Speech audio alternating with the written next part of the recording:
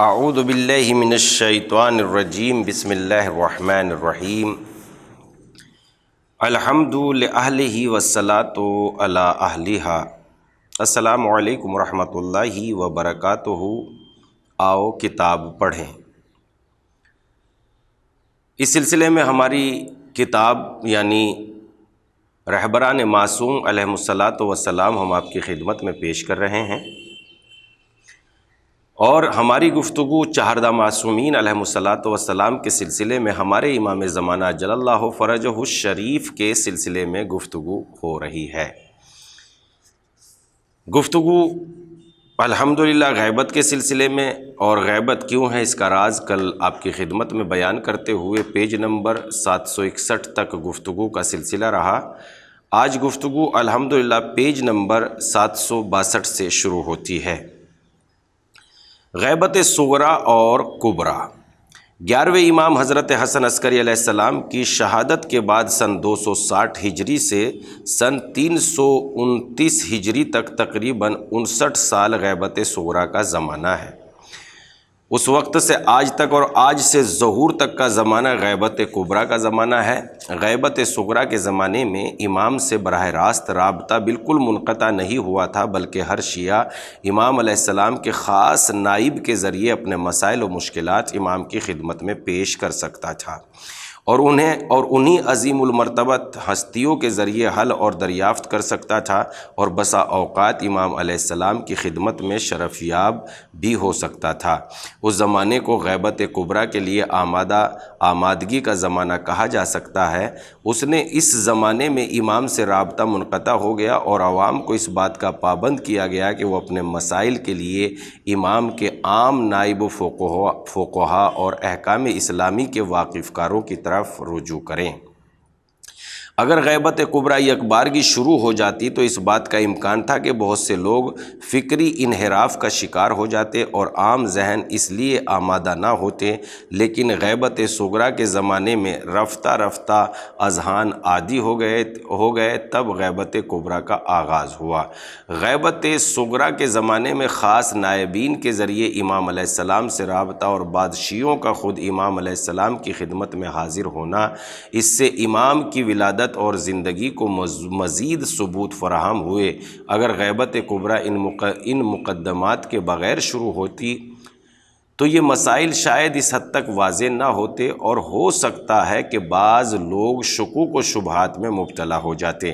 خداوند عالم نے اپنی خاص حکمت کی بنا پر امام زمانہ علیہ السلام کی غیبت، جس کے بارے میں پہلے ہی پیغمبر اسلام اور ائمہ علیہم السلام خبر دے چکے تھے، کہ دو طرح قرار دیا۔ ایک مختصر غیبت، طولانی غیبت کے لیے آمادہ ہونے کے لیے، جس کو غیبت صغریٰ کہتے ہیں۔ اس کے بعد دوسری طولانی غیبت کا سلسلہ شروع ہوا، جس کو غیبت کبریٰ کہا جاتا ہے، تاکہ اہل بیت علیہم السلام کے ماننے والے ایمان اور عمل میں ثابت قدم رہے اور امام سے قلبی لگاؤ میں کوئی کمی نہ آنے پائے، ہر وقت ظہور کا انتظار کریں اور غیبت کے زمانے میں دین الہی سے باقاعدہ متمسک رہیں، کردار سازی میں مشغول رہیں اور اپنی مذہبی ذمہ داریوں پر باقاعدہ عمل کریں، یہاں تک کہ ظہور کے سلسلے میں خدا کا فرمان ظاہر ہو اور لوگوں کو مکمل سعادت اور نجات حاصل ہو۔ نواب اربع۔ غیبت صغریٰ کے زمانے میں 4 بزرگ مرتبہ شیعہ امام زمانہ علیہ السلام کے وکیل، سفیر اور نائب خاص تھے، جو امام کی خدمت میں شرف یاب ہوتے رہتے تھے، اور ان کی وکالت و نیابت کی باقاعدہ و تائید کی گئی تھی۔ سوال نامے کے حاشیے پر امام علیہ السلام کے جواب انہی لوگوں کے ذریعے عوام تک پہنچتے تھے۔ ان 4 افراد کے علاوہ امام علیہ السلام کی طرف سے اور بھی افراد مختلف شہروں میں وکیل تھے، یا پھر انہیں 4 افراد کے ذریعے لوگوں کے مسائل امام کی خدمت میں پیش کرتے تھے۔ ان لوگوں کے متعلق امام کی جانب سے توقیعات صادر ہوئی تھی، یا آیت اللہ سید محسن امین مرحوم کے بقول ان 4 افراد کی سفارت اور وکالت مطلق اور عام تھی، جبکہ دوسرے افراد خاص امور میں امام کے نائب اور وکیل تھے، جیسے ابو الحسن محمد بن جعفر اسدی، احمد بن اسحاق اشعری، ابراہیم بن حمدانی اور احمد بن حمزہ بن الیوسع۔ نوابت اربع کی ترتیب اس طرح ہے: جناب ابو عمرو عثمان بن سعید جناب ابو جعفر محمد بن عثمان بن سعید عمری، جناب ابو القاسم حسین بن رو نوبختی، جناب ابو الحسن علی بن محمد سیموری۔ ابو عمرو عثمان بن سعید عمری مورد اعتماد جلیل القدر اور حضرت امام علی النقی علیہ السلام اور حضرت امام حسن عسکری علیہ السلام کے وکیل تھے۔ سامرہ میں عسکر نامی محلے میں رہتے تھے، اسی مناسبت سے ان کو عسکری بھی کہا جاتا ہے۔ حکومت اور درباری کارندوں سے امام سے اپنے روابط کو مخفی رکھنے کے لیے روغن فروشی کرتے تھے۔ جس زمانے میں لوگوں کا امام حسن عسکری تک پہنچنا خاصا دشوار تھا، اس وقت شیعہ اپنے اموال ان کے ذریعے امام کی خدمت میں پیش کرتے تھے اور جناب عثمان بن سعید تیل کے ڈبوں میں رکھ کر امام کی خدمت میں لے جاتے تھے۔ احمد بن اسحاق قمی کا بیان ہے کہ میں نے امام علی النقی علیہ السلام کی خدمت میں عرض کیا، کبھی غائب رہتا ہوں اور کبھی موجود، اور جس وقت رہتا ہوں تو ہمیشہ آپ کی خدمت میں حاضر نہیں ہو پاتا۔ میں کس کی بات قبول کروں اور کس کے احکام کی اطاعت کروں؟ فرمایا یہ ابو عمرو عثمان بن سعید مورد اعتماد اور امین ہے، یہ جو باتیں تم سے بیان کرتے ہیں وہ میری طرف سے بیان کرتے ہیں، اور جو پیغام پہنچاتے ہیں وہ میری طرف سے پیغام پہنچاتے ہیں۔ احمد بن اسحاق کا بیان ہے کہ امام علی النقی علیہ السلام کی شہادت کے بعد امام حسن عسکری علیہ السلام کی خدمت میں حاضر ہوا اور وہی بات دہرائی۔ حضرت نے اپنے پدر بزرگوار کی طرح جواب مرحمت فرمایا کہ ابو عمرو گزشتہ امام کے امین اور مورد اعتماد تھے، اور میری زندگی اور میری موت کے بعد میرے امین اور مورد اعتماد ہیں۔ جو باتیں تم سے بیان کرتے ہیں وہ ہماری طرف سے بیان کرتے ہیں، اور جو پیغام پہنچاتے ہیں وہ میری طرف سے پیغام پہنچاتے ہیں۔ امام حسن عسکری علیہ السلام کی شہادت کے بعد حضرت امام زمان کے حکم سے عثمان بن سعید وکالت اور نیابت کے منصب پر فائز ہوئے۔ شیعہ اپنے مسائل ان کی خدمت میں پیش کرتے اور انہی کے ذریعے امام علیہ السلام کا جواب لوگوں تک پہنچتا تھا۔ محقق داماد علیہ الرحمہ اپنی کتاب صراط مستقیم میں تحریر کرتے ہیں کہ مورد اعتماد اور باوثوق شیخ عثمان بن سعید عمری نقل کرتے ہیں کہ اپنی ابن ابی خانم قزوینی کا بیان ہے کہ امام حسن عسکری نے جب رحلت فرمائی تو ان کی کوئی اولاد نہیں تھی۔ اس سلسلے میں شیعوں نے ان سے بحث کی اور خدمت امام زمان علیہ السلام میں بغیر روشنائی کے خط لکھا، یعنی اپنے باتیں خشک قلم سے سفید کاغذ پر لکھیں تاکہ اس خط کا جواب ایک معجزہ اور نشانی ہو۔ امام نے جو جواب تحریر فرمایا وہ یہ تھا: بسم اللہ الرحمن الرحیم، خداوند عالم ہمیں اور تمہیں گمراہی اور فتنے سے محفوظ رکھے۔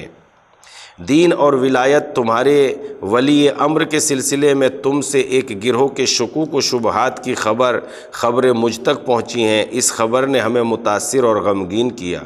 البتہ یہ تاثر اور غم تمہارے لیے ہے، خود اپنے لیے نہیں، کیونکہ خدا ہمارے ساتھ ہے اور حق ہمارے پاس ہے۔ اگر کوئی ہم سے دور ہو جائے گا تو ہم پر اثر نہیں پڑے گا، ہم اپنے خدا کے ساختہ اور پرداختہ ہیں۔ کائنات ہماری ساختہ اور پرداختہ، ہم خدا کے فیوض سے بہرہ ہیں اور وہ لوگ ہمارے فیوض سے بہرہ مند ہوتے ہیں۔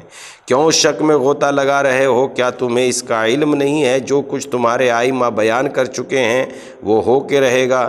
گزشتہ اماموں نے خبر دی ہے کہ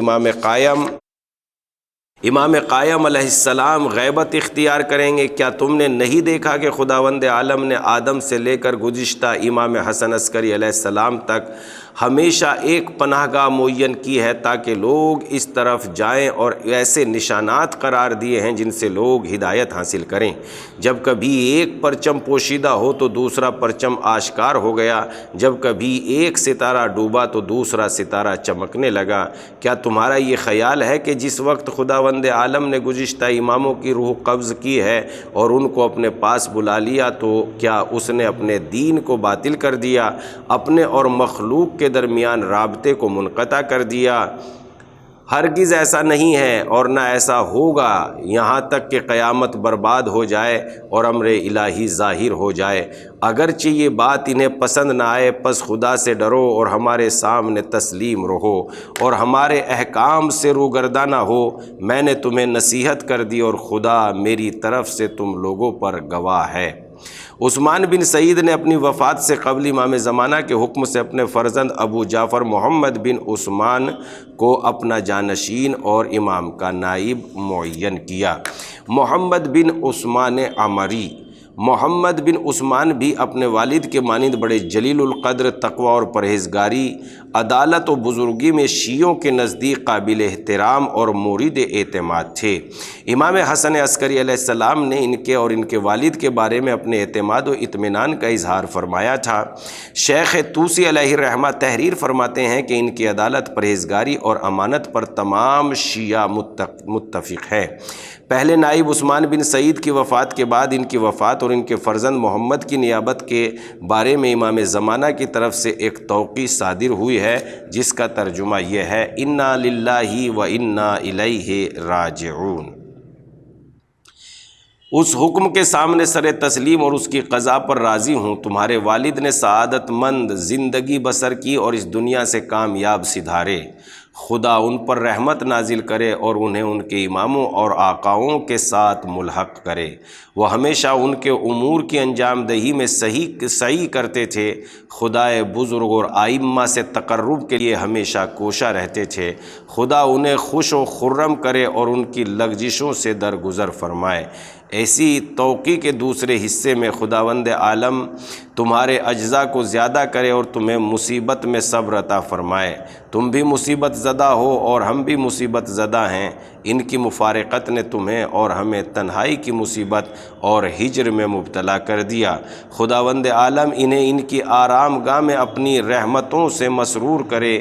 یہ تمہارے والد کی سعادت کا کمال تھا کہ خدا نے تمہارے جیسا فرزند ان کو عطا کیا کہ ان کے بعد جانشین بنو اور ان کے امور میں ان کے قائم مقامی کرو اور ان کے لیے رحمت اور مغفرت طلب کرو۔ میں خدا کا سپاس گزار ہوں جو چیزیں خدا نے تم میں اور تمہارے پاس قرار دی ہیں اور جو منزلت و مقام عطا کیا۔ یقیناً قلوب اس سے راضی و خوشنود ہے۔ خدا تمہاری مدد کرے، تمہیں قوت دے، ثبات قدم عطا کرے اور توفیقات مرحمت فرمائے اور ہمیشہ تمہارا سرپرست، محافظ اور نگہبان رہے۔ عبداللہ بن جعفر حمیری کا بیان ہے کہ جب عثمان بن سعید کا انتقال ہوا تو امام زمانہ کی جانب سے اس خط میں ایک تحریر ہمارے پاس آئی جس کا امام ہم سے مطالبہ کرتے تھے۔ اس تحریر میں ابو جعفر محمد بن عثمان بن سعید عمری کو اپنے والد کی جگہ نصب کیا گیا تھا۔ ناظرین، گفتگو کا سلسلہ کتاب رہبران معصوم پیج نمبر 767 تک پہنچ چکا ہے۔